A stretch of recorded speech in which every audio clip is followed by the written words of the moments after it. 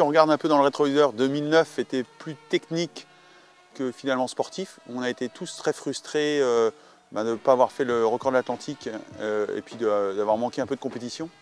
Autant en 2010, l'année où ça glisse, ça va commencer par de nouveau un Jules Verne avec Groupama. Donc là en équipage, avec une équipe fabuleuse. Mise à l'eau de Sodebo avec une nouvelle déco et avec toutes les modifications, on ne va pas revenir dessus aujourd'hui, mais toutes les modifications qu'on aura mises sur le bateau le 15 avril.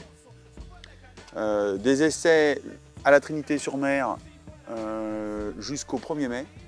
Au 1er mai, direction l'Espagne, Cadix, mise en stand-by pour Cadix-San Salvador jusqu'à la fin mai. Donc le record de la route de la découverte qu'on a eu en 2005 avec Sodebo et que Francis Joyon nous a ravis depuis avec IDEC. Retour en équipage donc de San Salvador, des Bahamas, 31 octobre, la route du Rhum, qui est pour moi la 4e, la 3e en multi. C'est une course que j'affectionne particulièrement, qui a marqué ma vie et qui passait devant mes fenêtres quand j'étais gamin. Enfin, tous ces rêves qui reviennent tous les 4 ans. Et tout notre objectif en fait est très orienté vers la route du Rhum aujourd'hui avec Sodebo. À l'arrivée de la route du Rhum, une semaine après, le bateau repart en équipage de nouveau de Guadeloupe, retour en Bretagne.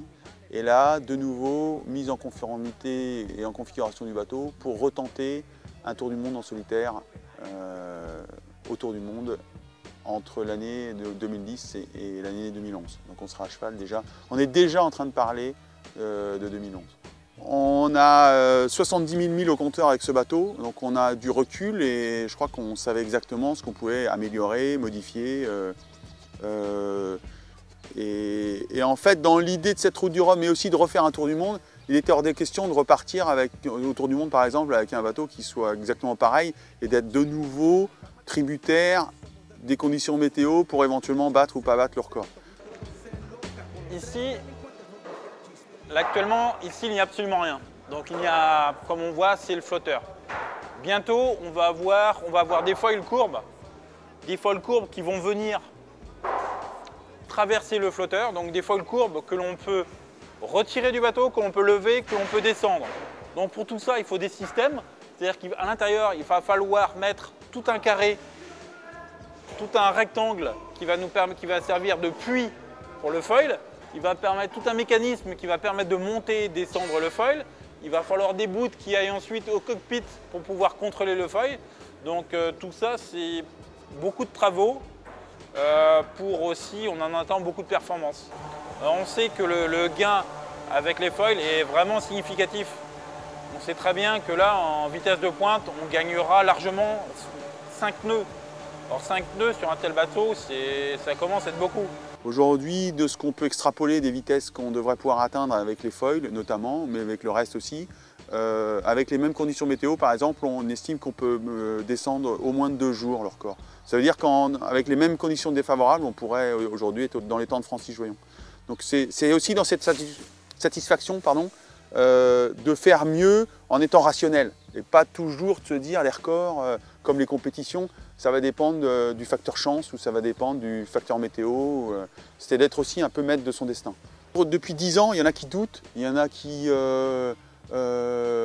pour qui de temps en temps je suis un peu lointain, donc j'ai l'objectif et le souhait d'être plus proche d'eux en 2010. Donc je vais venir chez Sodebo plus souvent. On les invite directement sur le bateau ou à l'atelier ou à venir nous voir parce que j'ai envie d'être proche d'eux.